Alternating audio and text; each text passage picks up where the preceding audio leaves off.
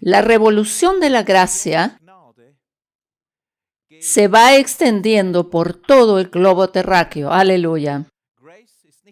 La gracia divina no es una tesis teológica ni una doctrina siquiera, sino que gracia es la persona de Jesucristo.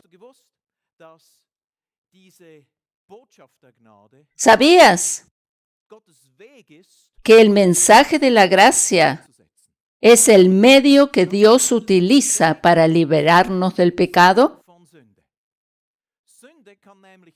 Esa es la forma como Dios nos libera del pecado. El pecado en una persona no puede ser quitado por medio de expulsión de demonios.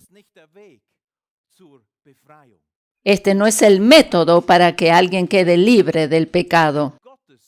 La manera en que Dios quita el pecado de una persona es por medio del perdón. Es por medio del perdón. De allí, pues, la tremenda importancia del mensaje del perdón divino. Debemos ser lavados constantemente en el agua de la palabra para comprender más y más lo que ello significa. Cuando escuchamos un buen mensaje sobre la gracia divina, es como que estamos siendo lavados de la misma manera en que Jesús lavó los pies de sus discípulos. Aleluya. Como vosotros sabéis, hace ya bastante tiempo que predico sobre la gracia divina. Hace ya bastante tiempo que predico sobre la gracia divina. Y por la experiencia yo puedo afirmar que no hay nada más inspirador que decirles a las personas que el Señor borró todos sus pecados o todos nuestros pecados. Hay muchos otros temas sobre los cuales yo predico con mucho agrado, por ejemplo, sobre finanzas o sobre sanidad. O hay otros temas importantes que hacen al buen desarrollo de la vida cristiana. Sin embargo, no hay nada que me llene más de entusiasmo que poder decirles a las personas que en el momento de aceptar por la fe la obra de Cristo en la cruz, Dios ha perdonado todos sus pecados, tanto pasados como presentes y futuros. No hay nada mejor que predicar sobre el perdón de pecados. El pecado es la cosa más grave que existe y Dios no lo toma a la ligera. Dios no toma el pecado a la ligera. Dios aborrece el pecado. El pecado es el origen de la enfermedad. Es lo peor que hay. Por culpa del pecado existen las guerras. Por culpa del pecado hay homicidios, hay muerte. Todo esto tiene origen en el pecado. Gran parte de la raza humana sufre penalidades a causa del pecado. El pecado es el principal problema del ser humano y Dios de ninguna manera lo pasa por alto ni se lo toma a la ligera. A pesar de la gravedad del tema, podemos dar gloria a Dios que Jesucristo pagó el precio del castigo como nuestro sustituto y cargó sobre sí todo el pecado de la raza humana. Cuando nosotros le aceptamos por la fe, Dios nos otorga el completo perdón de todos nuestros pecados. Repito, Dios no se toma a la ligera el tema del pecado. Cada pecado merece un castigo. Cada pecado debe ser castigado. Pero lo maravilloso de todo esto es que ese castigo fue puesto de una vez y para siempre sobre el cuerpo de Jesús en la cruz para que por medio de él podamos obtener el perdón de pecados de parte de Dios. Predicar el mensaje del Evangelio es algo de lo más gratificante que pueda existir. Es un mensaje maravilloso que nos llena de gratificación. En el verano del 2011, durante mi estadía en Singapur,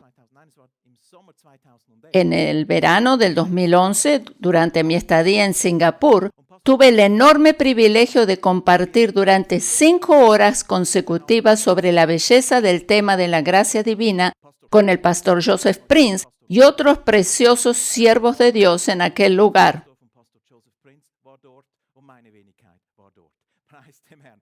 Este encuentro, que en un principio fue planeado para 1 hora o un poco más, Allí estuvimos comiendo y estuvimos, como dije, fue planeado para 1 hora más o menos, pero se fue extendiendo hasta que casi sin darnos cuenta, estuvimos 5 horas hablando sobre la importancia de la gracia de Dios en nuestras vidas. Así fue como dije que estuvimos tantas horas hablando solamente sobre la gracia de Dios. Y al separarnos, todos coincidíamos en afirmar que uno nunca se cansa de oír de ella y mucho menos puede llegar a agotar el tema. Así fue que cuando volví a casa, le escribí a uno de los pastores agradeciéndole la gentileza que nos recibieron. Él me contestó algo de vuelta que quedó grabado en mi mente y en mi corazón, como que nunca nos vamos a cansar de hablar o de oír de la gracia y mucho menos vamos a llegar a agotar el tema. Esto es lo que él me escribió. Hablar de la gracia, oír de la gracia, eso nunca nos va a llegar a cansar. Eso nunca nos va a llegar a cansar. Eso es lo que sucedió, es que estuvimos tantas horas hablando. Para ellos en Singapur no es un mensaje nuevo, no es un tema desconocido porque hace años que predican sobre este tema, pero nunca nos cansaremos de oír o de hablar o de meditar sobre la gracia de Dios. Gracias a Dios por el maravilloso mensaje de la gracia divina.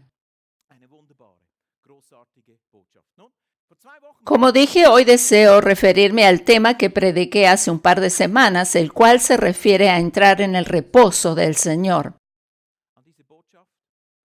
El título de dicha predicación es Nuestra posición de reposo en Cristo, de la serie Clásicos de la Gracia, y se puede descargar gratuitamente del Internet. Allí expliqué que independientemente de lo que hagamos en la vida, nuestra posición como creyentes debería ser de descanso y de reposo y no de afán o de preocupación. Tú me puedes decir, dado a que tienes tanto que hacer, no te puedes quedar simplemente con los brazos cruzados esperando que las cosas se hagan por sí solas. Tú me dices, bueno, yo tengo que trabajar. Yo sé, yo también trabajo. Cuando hablo de posición de descanso o reposo, no me refiero a estar sentado con los brazos cruzados. Yo también trabajo. Porque aunque no lo quieras creer, los pastores también trabajan. No te pienses que solo el domingo cuando estoy aquí. Yo estoy trabajando en este momento. Lamentablemente hay algunos que piensan que los pastores no hacen nada y que solo están el domingo para predicar, pero no. Todo el mundo tiene que trabajar. El trabajo es algo muy bueno y pienso que cada persona debería trabajar. No hay nadie que debería estar sin hacer nada. Lo que determina la diferencia entre posición de descanso y reposo o de fatiga y afán es la forma que encaramos nuestro trabajo.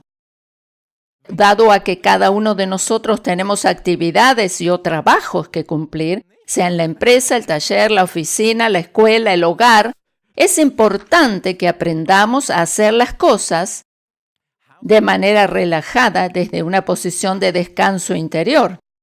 Normalmente cuando se habla de trabajar, se piensa en aquellos que salen del hogar para realizar sus tareas. Son los únicos que trabajan, pero no debemos olvidar que un ama de casa también trabaja y mucho, ya sea fuera o dentro de la casa. Todos trabajan, todos tienen algo para hacer. Un ama de casa tiene mucho trabajo y ellas son fantásticas administradoras de todo lo que tiene que ver con la familia, sobre todo en los hogares donde hay niños pequeños o en edad escolar. Por eso repito, siendo que ninguno de nosotros estamos exceptuados de trabajar, y dado a que el trabajo ocupa la gran mayoría de nuestro tiempo y que demanda casi toda nuestra energía, es de suma importancia que aprendamos a hacerlo de la manera correcta.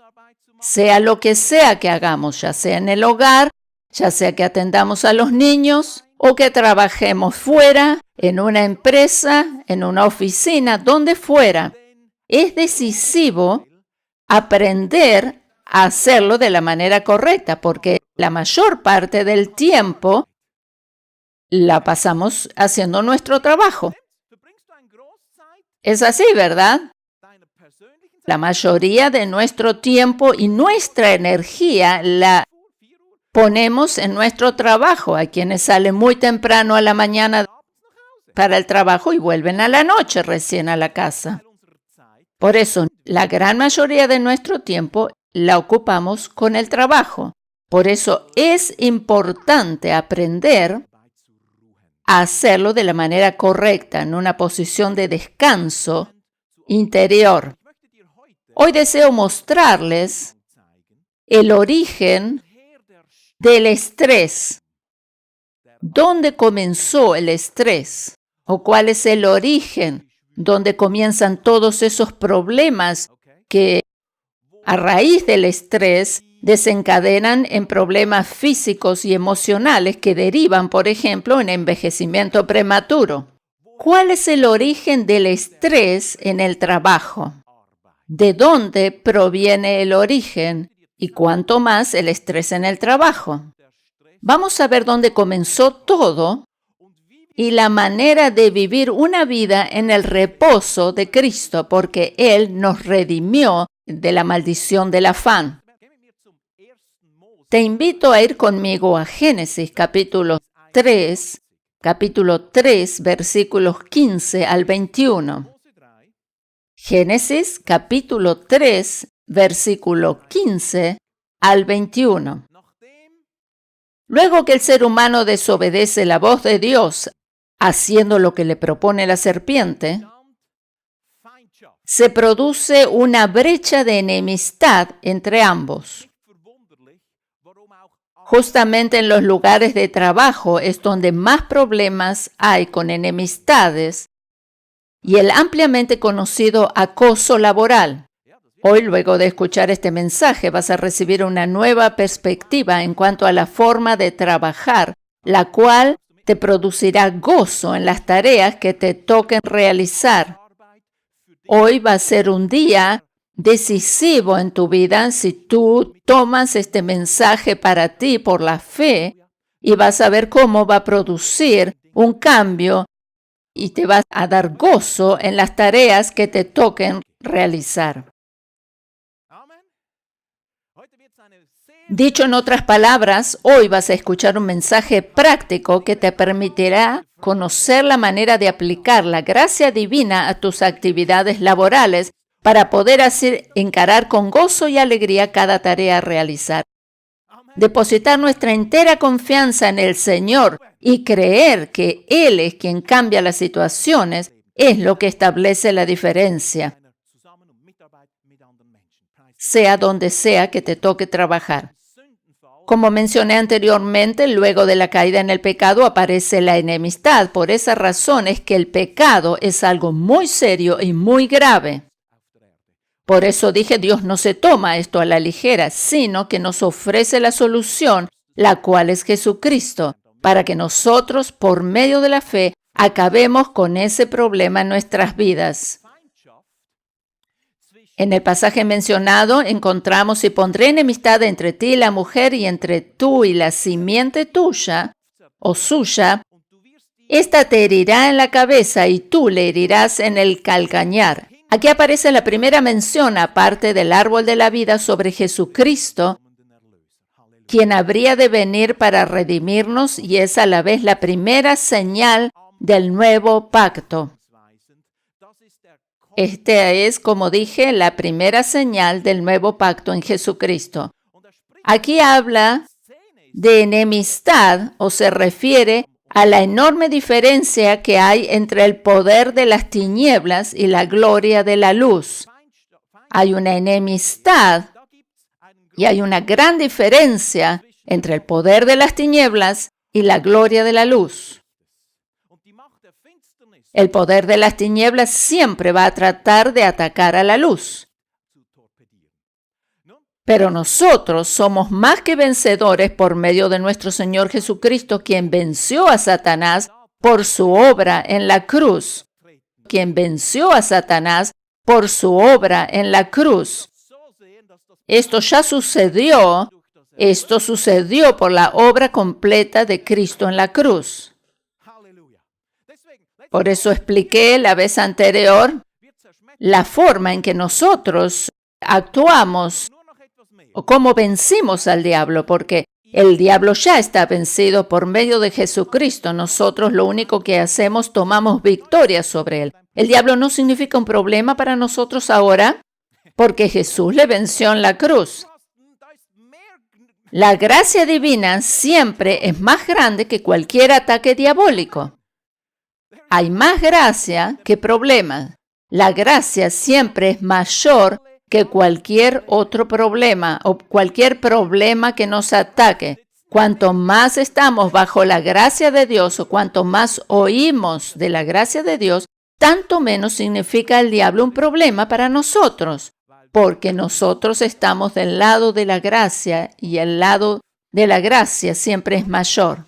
Vamos a seguir leyendo el pasaje donde habla de esta enemistad. En el versículo 15 habíamos leído, pondré enemistad entre tu simiente y la simiente suya. Y ahora vemos lo que sucede. En el versículo 16 dice, a la mujer dijo, multiplicaré en gran manera los dolores en tus preñeces. Con dolor, con esfuerzo o con fatiga, darás a luz los hijos. Y tu deseo será para tu marido, y él se enseñoreará de ti. Versículo 17. Y al hombre dijo, por cuanto obedeciste a la voz de tu mujer y comiste del árbol que te mandé diciendo no comerás de él,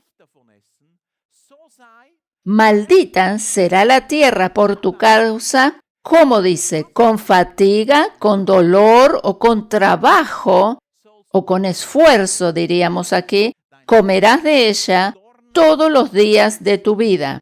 Espinos y cardos te producirá y comerás plantas del campo. Con el sudor de tu rostro, o con esfuerzo quiere decir aquí habla de esfuerzo, de dolor, de trabajo, de esfuerzo, de fatiga. Todo esto significa lo mismo. Aquí menciona una y otra vez estas palabras. Con el sudor de tu rostro comerás el pan hasta que vuelvas a la tierra, porque de ella fuiste tomado, pues polvo eres y al polvo volverá. Aquí menciona una y otra vez estas palabras y todo eso nos habla de estrés, de dolor, de fatiga, de sudor, de esfuerzo. En resumidas cuentas, de estrés.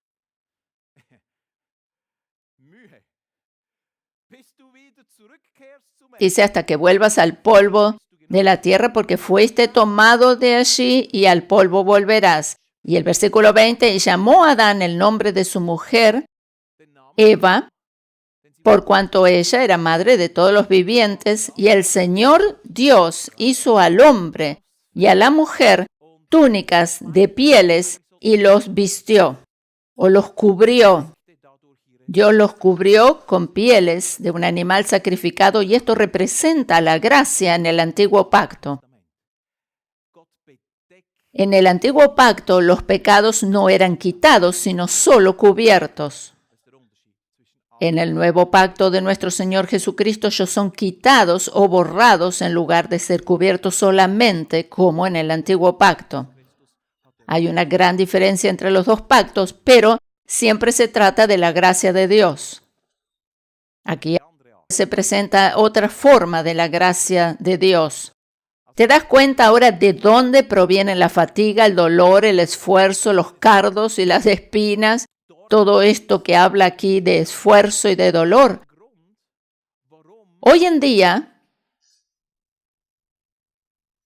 para muchas personas, el trabajo es algo muy fatigoso, penoso y cansador, y esto es consecuencia de la caída en el pecado, la cual nos muestra cómo las obras toman el lugar de la fe. Esta es una consecuencia de la caída del pecado o del pecado, y esta consecuencia hace que el trabajo sea penoso, duro y cansador y fatigoso. Por eso dije, las obras toman el lugar de la fe. Antes del pecado, la tarea de Adán era cuidar del huerto tener comunión con Dios en primer lugar y cuidar del huerto. O sea, hacía una tarea, pero era una tarea fácil y agradable. El primer hombre, o el primer ser humano, podríamos decir, era un hortelano. Esa tarea no era fatigosa para nada, sino que él la realizaba sin esfuerzo alguno y con placer. Él lo hacía sin esfuerzo y le daba satisfacción. Esta tarea no demandaba esfuerzo alguno de parte de él o del ser humano,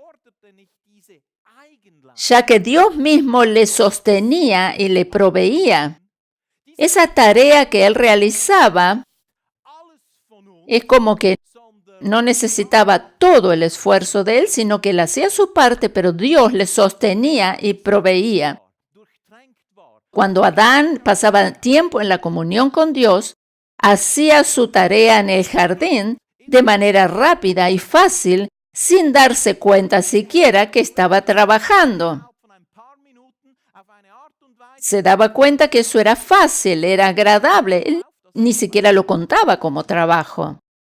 Él quedaba tan lleno del amor y de la compañía de Dios que no tenía que poner absolutamente nada de su propio esfuerzo para cumplir esa tarea encomendada. Dicha tarea había sido ordenada por Dios y Él mismo le proporcionaba las fuerzas para cumplirla. Y esto es exactamente lo que Pablo nos dice en 1 Corintios, capítulo 15, versículo 10. Cuando nosotros estamos bajo la gracia de Dios, cuando nos ponemos incondicionalmente bajo la influencia de la gracia de Dios, logramos mucho más que cualquier otra persona, con la diferencia que lo hacemos sin esfuerzo. Por la gracia de Dios, dice Pablo, soy lo que soy y su gracia no ha sido en vano para conmigo. Antes he trabajado más que todos ellos, pero no yo. Él trabajó más, dice aquí, más que todos los otros apóstoles, todos juntos. Esto parece una expresión un poco presuntuosa de su parte, pero era realmente así. Menos mal que Pedro no escuchó esto, ¿verdad? Él dice, yo trabajé más que todos los demás, todos juntos. Por eso digo, menos mal que Pedro no escuchó esto, porque se hubiese enojado. Pero él dice aquí, Pablo dice, trabajé más que todos ellos, pero no yo, sino la gracia de Dios conmigo. Y ahí está la clave. Pablo no atribuyó ese logro a su propio esfuerzo, sino a la gracia de Dios en su vida. Aquellos que rechazan el mensaje de la gracia seguirán tratando de cumplir con su trabajo y ganarse la vida por medio del esfuerzo, el dolor, la fatiga, el estrés, para que después de todo ello les produzcan mayormente cardos y espinas más que buen fruto. Los que actúan de esa manera se ponen automáticamente bajo las obras de la ley. En el Antiguo Testamento era así, si actuaban correctamente, recibían la recompensa. Si por el contrario actuaban de manera incorrecta, recibían la maldición como consecuencia. Si actuaban bien, recibían lo bueno, si actuaban mal, recibían la maldición como consecuencia. Así era como funcionaba la ley. Hay algunos que consideran que la Biblia, o dicen que la Biblia es simplemente un manual de instrucciones. Y yo creo que esa expresión es un tanto irrespetuosa sobre la palabra de Dios. Algunos dicen, bueno, es mi manual de instrucciones. Aquí me dice lo que tengo que hacer y lo que no tengo que hacer. Eso yo lo considero algo irrespetuoso, porque la palabra de Dios es muchísimo más que eso, porque la palabra de Dios nos revela en primer lugar al Señor Jesucristo, nuestro Salvador. Podríamos decir que casi en cada página de la Biblia encontramos un cuadro de Jesús. No es simplemente un manual de instrucciones. Los que viven bajo la ley solo ven la Biblia como un simple manual de instrucciones y encuentran allí todo lo que creen que deben hacer o no. Lo ven siempre a través de los ojos de las obras, pero nosotros que vivimos bajo la gracia, deja de ser un manual de instrucciones para convertirse en poder de vida. Nunca más consideres la palabra de Dios solo como un simple manual de instrucciones. La Biblia es la que nos revela la gracia divina que llega a nosotros por medio de nuestro Señor Jesucristo. Si ves tu Biblia solo como un manual de instrucciones, la estás viendo con los ojos de las obras. Por eso leímos este pasaje de Pablo que dice que la gracia le permitió hacer todo lo que él hizo, solo por la gracia de Dios. Después que el ser humano cae en pecado, las obras pasan a tomar el lugar de la fe. El ser humano es confrontado con el esfuerzo y el afán. Llega a ese punto de ser confrontado solo con esfuerzo, con afán, con agobio, hasta el final de sus días para poder lograr algo. Pero gloria a Dios, que nuestro Señor Jesucristo nos vino a traer la gracia del nuevo pacto, el cual concede resultados completamente diferentes a los que se logran por medio del esfuerzo y del afán. Jesús, en el nuevo pacto, nos dice algo completamente diferente, o nos presenta algo completamente diferente. En Mateo capítulo 11, versículo 28, Jesús nos dice: «Venid a mí, todos los que estáis trabajados y cargados y agobiados». ¿Y qué dice Él? «Yo os haré descansar». Esta palabra, trabajados, es traducida también en otras versiones de la palabra como cansados de sus trabajos y cargas, o agobiados, o sobrecargados, o preocupados, o afligidos, o abatidos. Y dice, y yo os haré descansar. Mientras queramos permanecer bajo el yugo de la ley, tendremos que hacer obras. Y mientras hagamos estas obras, la consecuencia de la maldición de Adán recae sobre nosotros. Esfuerzo, trabajo fatigoso, cardos, espinas, agobio y sudor para conseguir el pan cotidiano. Mientras estamos bajo la ley, estamos bajo las obras y tenemos esfuerzo y trabajo fatigoso.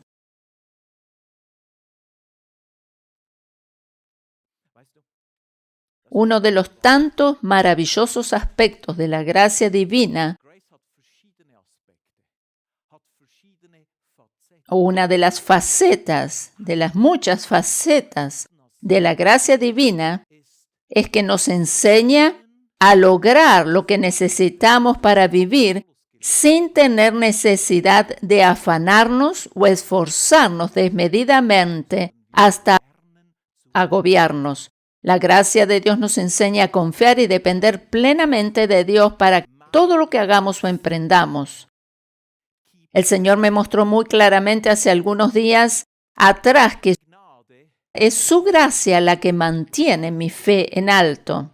El Señor me mostró esto y lo repito, su gracia es la que mantiene nuestra fe en alto y la que fortalece nuestra fe.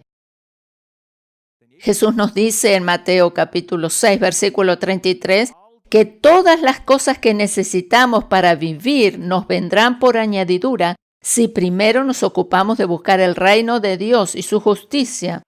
¿Cuáles son las cosas que dice que van a venir? No vamos a leer la lista, pero sabemos que en los versículos anteriores encontramos enumeradas las cosas a las que se referían, las cosas para nuestro diario vivir: comida, bebida, vestimenta, provisión financiera. Él promete que si nos ocupamos de manera prioritaria de su reino, todas las cosas que necesitamos para vivir nos serán añadidas, y aún por encima de eso también, dado a que Él es un Dios de abundancia.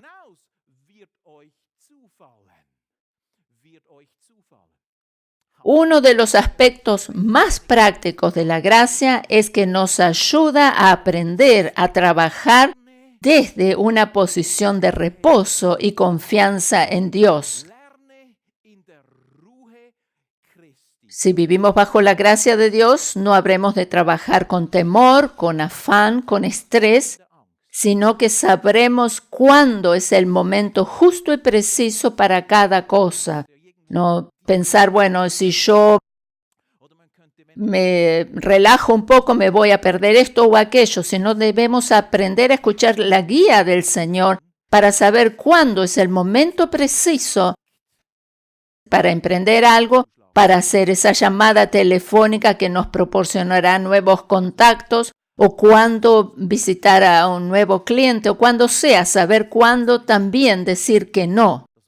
La Biblia nos dice que en el nuevo pacto Él ha escrito sus leyes en nuestros corazones y en nuestra mente.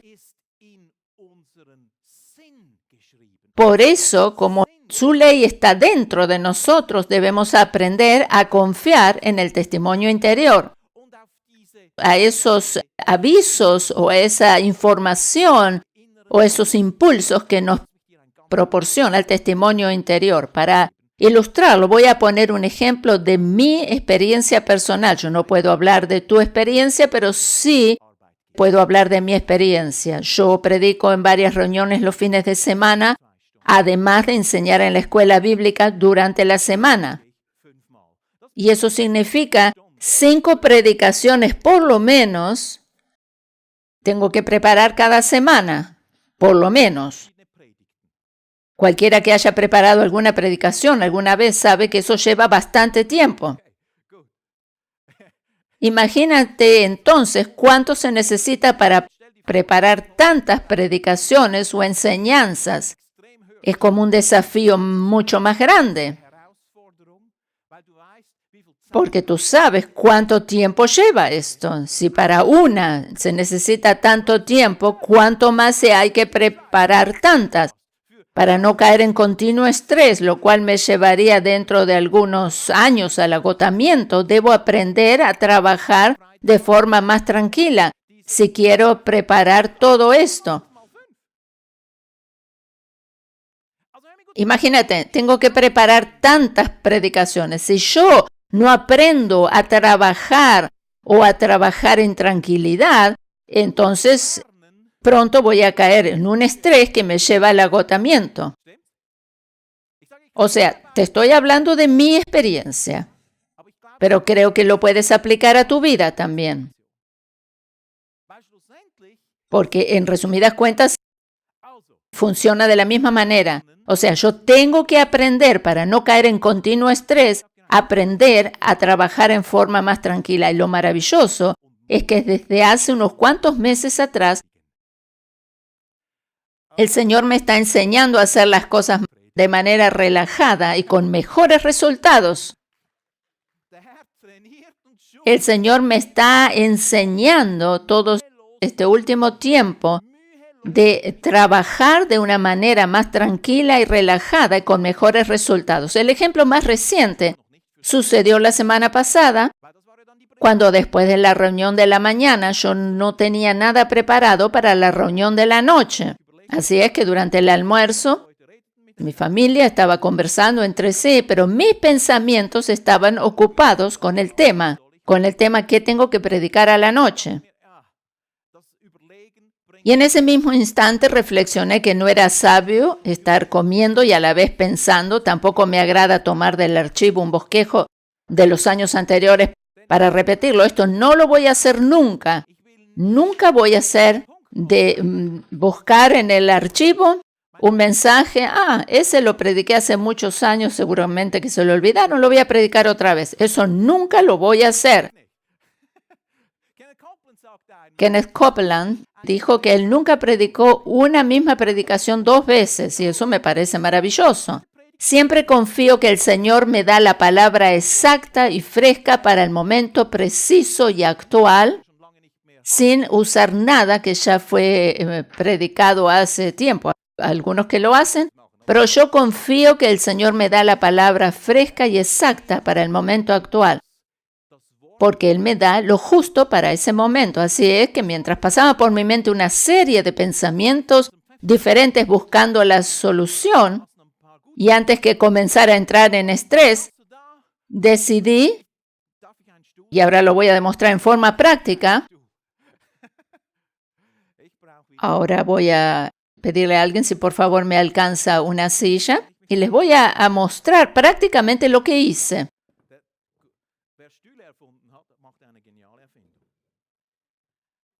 Como dije, estaba allí y decidí sentarme cómodamente y en esa posición de descanso depositar toda mi confianza en el Señor, sabiendo que Él me iba a mostrar el tema exacto de lo que tenía que predicar en la noche. Así que me relajé.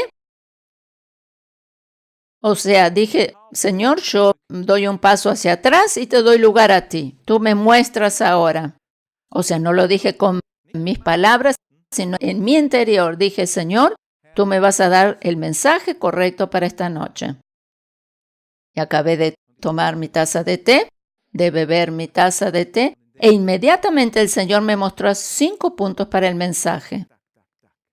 Yo me levanté de allí, fui a mi oficina, los anoté y en menos de 5 minutos tenía la predicación preparada. Los que estuvieron aquí presentes pueden atestiguar que fue un mensaje maravilloso, ¿verdad?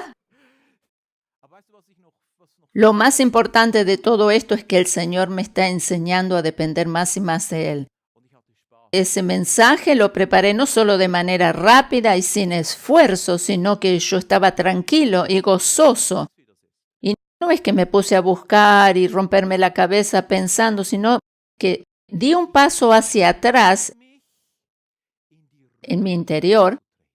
Hice el esfuerzo, si se puede decir de alguna manera, de quedarme tranquilo y depender solo de Él. La palabra nos insta constantemente a no tener temor, pero nos habla también que hay una sola cosa a la que le debemos temer y es al no entrar en el reposo del Señor. Aquí se refiere a temor en el sentido de respeto y no de miedo. Y vamos a ver este pasaje en Hebreos, capítulo 4, versículos 1 al 6. O sea, si hay una sola cosa a la que debemos temer es a no entrar en el reposo del Señor. El versículo 1 dice, temamos, pues, no sea que permaneciendo aún en la promesa de entrar en su reposo, algunos de vosotros parezcan no haberlo alcanzado.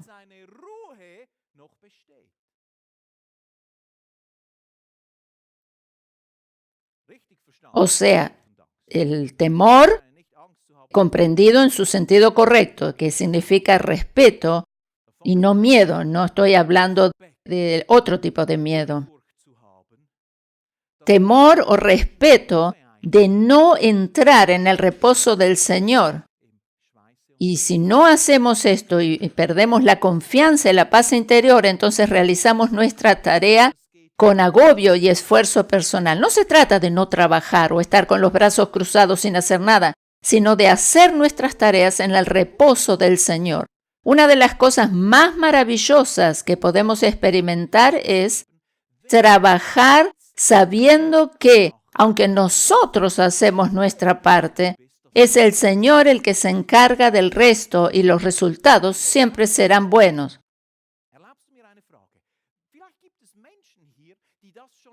Algunos quizás aquí presentes han practicado esto.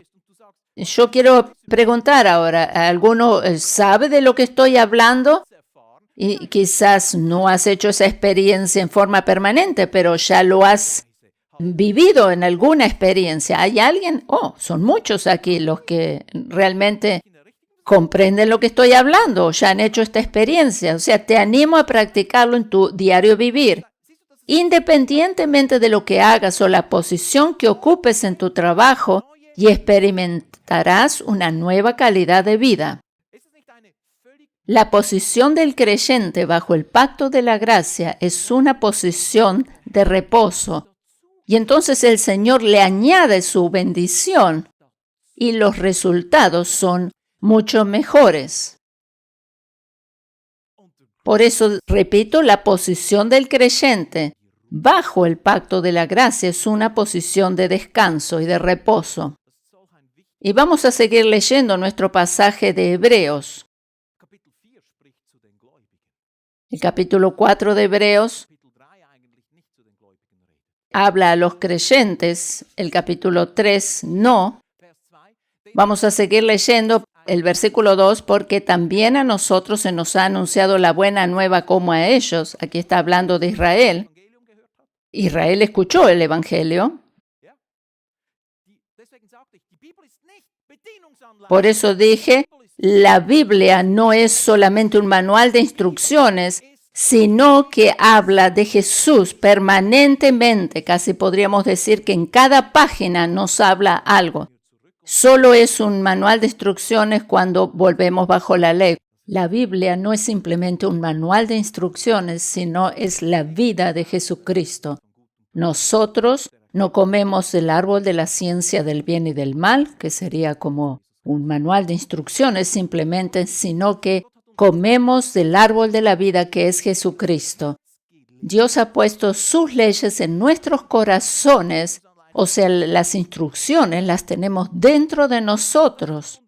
Esas son las instrucciones divinas y nosotros sabemos muy bien cuando el Espíritu Santo nos señala.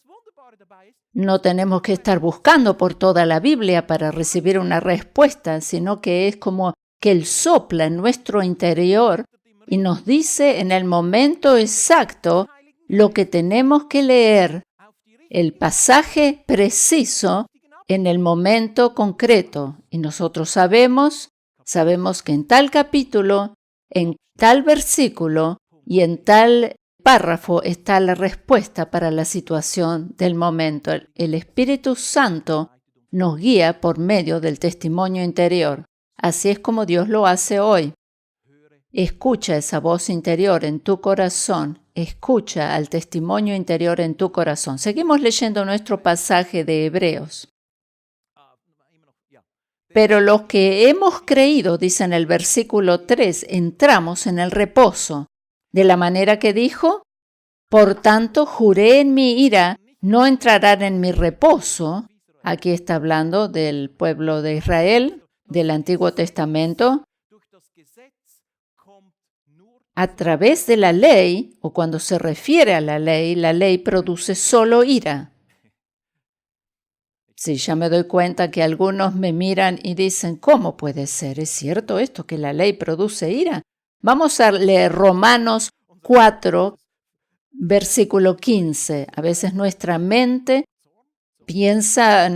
religiosa dice, no puede ser que la ley produzca ira. Bueno, vamos a leer en la Biblia. Yo no estoy hablando pensamientos de mi cabeza. Romanos 4:15 dice, pues la ley produce ira, porque donde no hay ley tampoco hay transgresión. ¿Cómo se puede pensar que la ley produzca ira si ella es buena? En el antiguo pacto, cuando el ser humano no lograba guardar la ley, Dios tenía que mandar sus juicios como lógica consecuencia. Pero gracias a Dios que todo ese juicio fue puesto sobre Jesús en la cruz. Bajo el pacto de la gracia, Dios no está airado con nosotros. ¿No es algo maravilloso esto? Por eso aquí está hablando de la ley. Vamos a seguir leyendo en el versículo 3, pero los que hemos creído entramos en el reposo, de la manera que dijo, por tanto juré en mi ira, no entrarán en mi reposo, aunque las obras suyas estaban acabadas desde la fundación del mundo. En el versículo 4 dice, porque en cierto lugar dijo así del séptimo día, reposó Dios de todas sus obras en el séptimo día. Y en el versículo 5, y otra vez dice aquí, no entrarán en mi reposo. Aquí se refiere otra vez a Israel. Y el versículo 6, por lo tanto, puesto que falta que algunos entren en él y aquellos a quienes primero se les anunció la buena nueva, no entraron por causa de desobediencia o incredulidad. ¿Qué es lo que nos impide entrar en su reposo? Es la incredulidad, la cual se manifiesta siempre bajo la ley.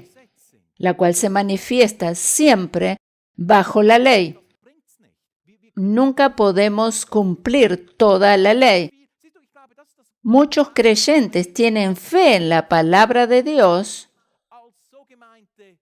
Como dije, muchos creyentes tienen fe en la palabra de Dios, pero esa fe es mayormente fruto de las obras. La fe genuina, sin embargo, se manifiesta de forma natural cuando se comprende la gracia de Dios. Abraham le creyó a Dios y le fue contado por justicia. Toda su vida siempre fue acompañada por esa fe en Dios. En Génesis capítulo 15 sabemos que Dios le habló, él le creyó a Dios y le fue contado por justicia. En Romanos 4 nos habla que fue fortalecido en la fe y no miró su cuerpo, que estaba como muerto, ni la matriz de Sara, que era estéril. Y en Hebreos 11 nos habla que Sara recibió la fortaleza para concebir porque confió en aquel que había prometido. O sea, comenzaron en fe, siguieron en fe y culminaron su vida en fe. El pacto de Dios con Abraham es el antecesor del pacto de la gracia. La diferencia entre la gracia del antiguo pacto y la del nuevo es que en el nuevo pacto no son mencionados los errores que Abraham y Sara cometieron, ni las dudas que tuvieron. En el nuevo pacto ellos son presentados como héroes de la fe. Todos sus errores o fracasos no son mencionados. Aun cuando habla de Agar e Ismael, solo menciona que Abraham tuvo 2 hijos, uno de la esclava, según la carne, y otro de la esposa, según el espíritu. Esto es lo único que menciona, pero no dice nada de lo mal que estuvo ese acto. ¿Cuál es la imagen que tenemos de Abraham? Un hombre de fe, un hombre que vivió una vida de fe, un hombre que vivió una vida de fe. ¿Cuál es la imagen que tenemos de Sara cuando escuchamos su nombre? Una mujer de fe, porque ella concibió por la fe. El Nuevo Testamento no nos habla de los fracasos que ellos tuvieron. El Nuevo Testamento no nos habla de los fracasos que ellos tuvieron. Esto nos muestra que en el libro de la vida solo están escritos nuestros nombres por haber aceptado a Cristo y no nuestros pecados, ni errores, ni fracasos. Por eso, el Nuevo Testamento solo habla bien de ellos, solo habla positivo. Ninguna palabra negativa de Abraham y Sara encontramos en el Nuevo Testamento. ¿Por qué? Porque no recordaba más Dios sus pecados. Si observamos otros personajes del Antiguo Testamento, también nos damos cuenta que en el antiguo pacto los pecados solo eran cubiertos por un determinado tiempo, mientras que en el nuevo son borrados o quitados para siempre. Cuando los pecados solo están cubiertos, es como que se puede volver a mirar. Es como que no queremos mencionarlos, pero de vez en cuando salen a luz. Solo están cubiertos. A veces pensamos, eran personas o personajes destacados en el Antiguo Testamento, pero sus pecados solo eran cubiertos, no eran quitados. Vamos a seguir leyendo Hebreos capítulo 9. Y allí vamos a encontrar en el versículo 26 lo siguiente. De otra manera le hubiera sido necesario padecer muchas veces desde el principio del mundo, aquí está hablando de Jesús, pero ahora en la consumación de los siglos se presentó una vez para siempre por el sacrificio de sí mismo para quitar de en medio el pecado. Aquí se refiere, como dije, a Jesucristo. La diferencia entre la gracia en el antiguo pacto y la gracia en el nuevo pacto es que en el antiguo pacto el pecado solo era cubierto y en el nuevo pacto o en el Nuevo Testamento el pecado es quitado del medio. El pecado es quitado del medio. Hebreos capítulo 10, los versículos 3 y 4 nos dicen lo siguiente. Pero en estos sacrificios, cada año se hace memoria de los pecados. Acá está hablando de los rituales que se hacían bajo el antiguo pacto, bajo la ley. Porque la sangre de los toros y de los machos cabríos no pueden quitar los pecados. O sea, los rituales del antiguo pacto no pueden más que cubrir el pecado. Pero un solo sacrificio pudo quitar el pecado para siempre, y este es el sacrificio de Cristo en la cruz. La diferencia, como dije, entre los pecados del antiguo pacto estaban solo cubiertos por un determinado tiempo, y en el nuevo pacto son quitados para siempre. Eso significa que si mañana cometemos un pecado o hacemos algo que no deberíamos hacer, también esto está perdonado. Primero, porque cuando Cristo murió, todos nuestros pecados estaban en el futuro. Y segundo, porque Él no va a morir dos veces. Su sacrificio fue hecho una sola vez y para siempre, y es más que suficiente. Dado a que el pacto hecho con Abraham y Sara es el antecesor del nuevo pacto y como tal un pacto de gracia, es que en el nuevo pacto no se menciona ni una sola palabra negativa sobre ellos, a pesar de las cosas malas que hicieron. No hay una sola palabra negativa sobre ellos. De Abraham y Sara, y no es así con otros personajes del Antiguo Testamento que estaban solamente bajo la ley. Abraham y Sara cometieron muchos errores, mintieron, tuvieron dudas, pero sin embargo sus errores no son mencionados en el Nuevo Testamento.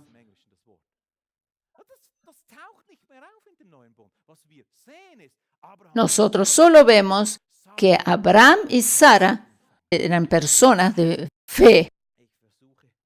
Para culminar, quisiera compartir con vosotros un pasaje del libro de Hebreos, capítulo 11, donde aparecen muchos de los personajes del Antiguo Testamento en una especie de galería de la fe. Como dije, Hebreos capítulo 11, y allí vamos a leer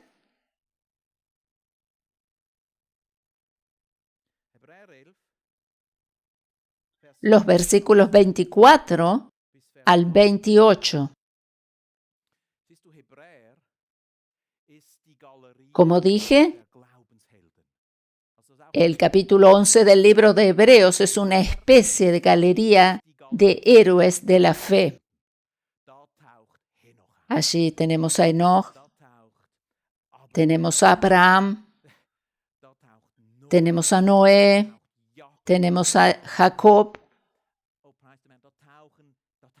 Sara, aquellos que eran los héroes de la fe.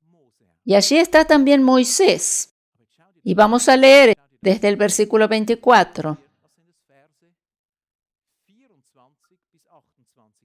Por la fe, aquí, como es la galería de los héroes de la fe, se hace énfasis en la fe. Por la fe, Moisés, hecho ya grande, rehusó llamarse hijo de la hija de Faraón, escogiendo antes ser maltratado con el pueblo de Dios que gozar de los deleites temporales del pecado, teniendo por mayores riquezas el vituperio de Cristo que los tesoros de los egipcios, porque tenía puesta la mirada en el galardón. Por la fe dejó a Egipto. Por la fe dejó Egipto, no temiendo la ira del rey, porque se sostuvo como viendo al invisible. El versículo 28, por la fe celebró la Pascua y la aspersión de la sangre, para que el que destruía a los primogénitos no los tocase a ellos.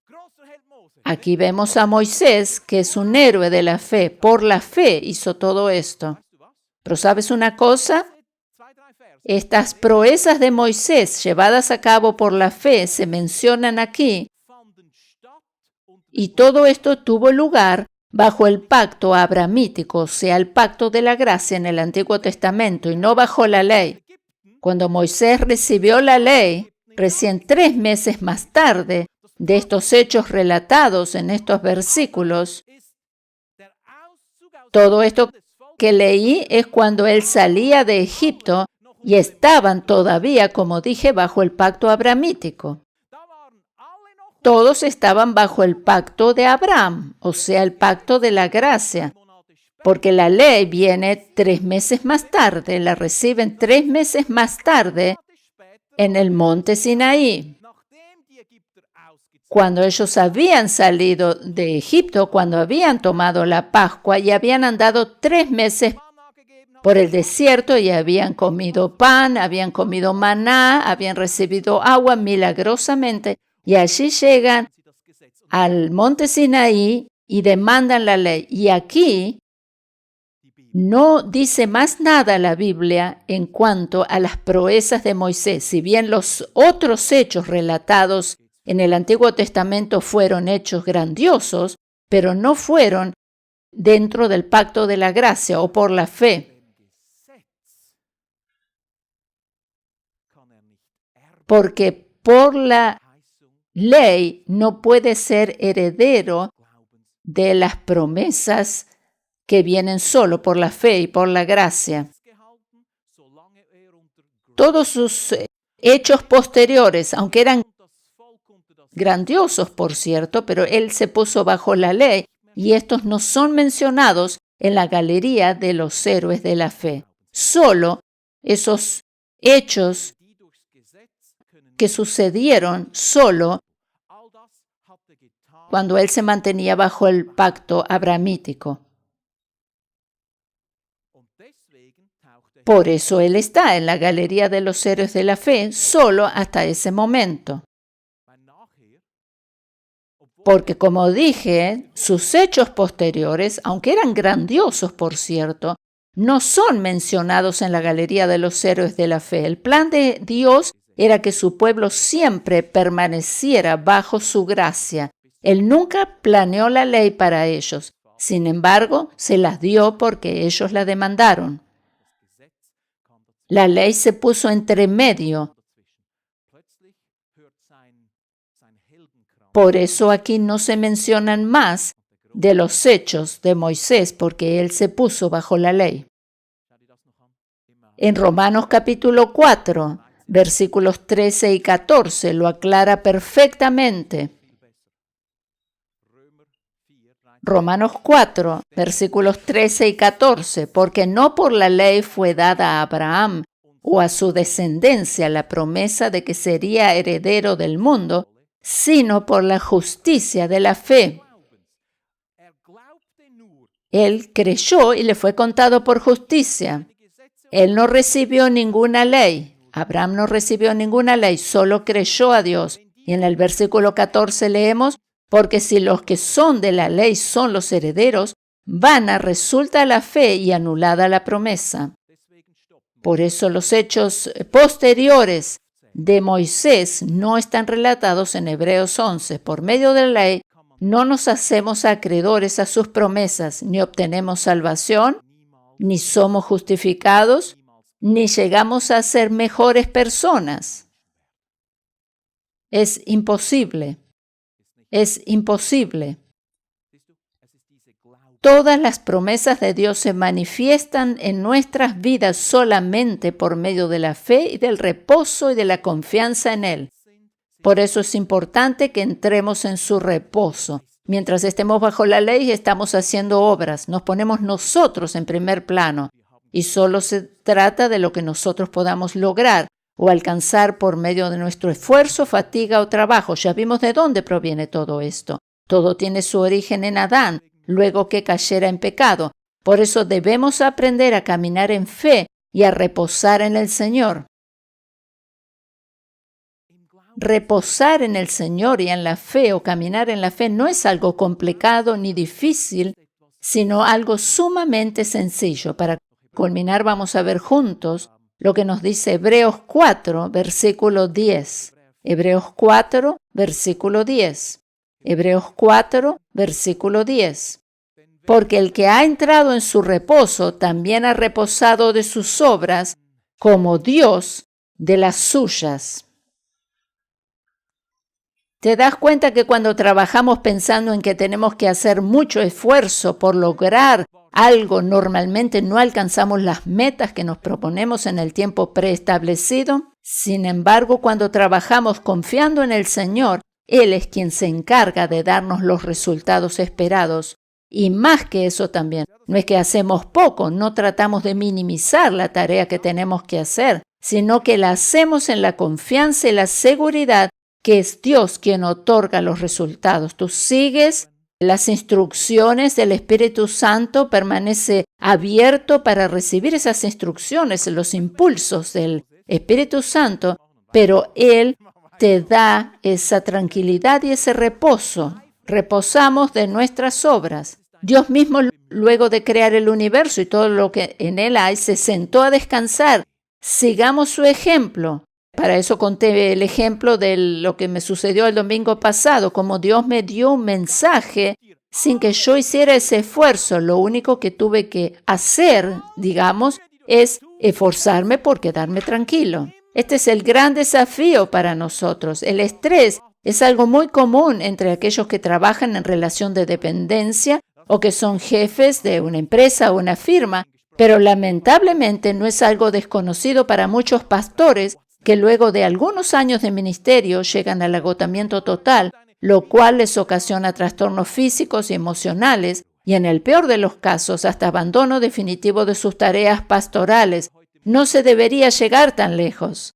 Es ahora el tiempo de corregir nuestra manera de encarar las cosas y entrar en el reposo del Señor. El único esfuerzo que tenemos que hacer sería entrar, como dice el versículo 11, procurar entrar en aquel reposo para que ninguno caiga en semejante ejemplo de desobediencia o incredulidad. Deberíamos poner todo de nosotros mismos para entrar o permanecer en el reposo del Señor y no dejarnos dominar por el estrés. Hagamos nuestro trabajo de la mejor manera posible, pero siempre en la plena confianza que es el Señor quien otorga los frutos. Descansemos en Él. ¿Qué es lo que tengo que hacer? ¿Qué es lo que hago? El Señor me indica qué es lo que tenemos que hacer. Tú haces tu trabajo de la mejor manera posible, pero siempre en la plena confianza que es el Señor quien otorga los frutos. Así como estás sentado aquí escuchando este mensaje, así tendría que ser tu posición interior el lunes cuando vas a trabajar. Descansemos en Él. Amén.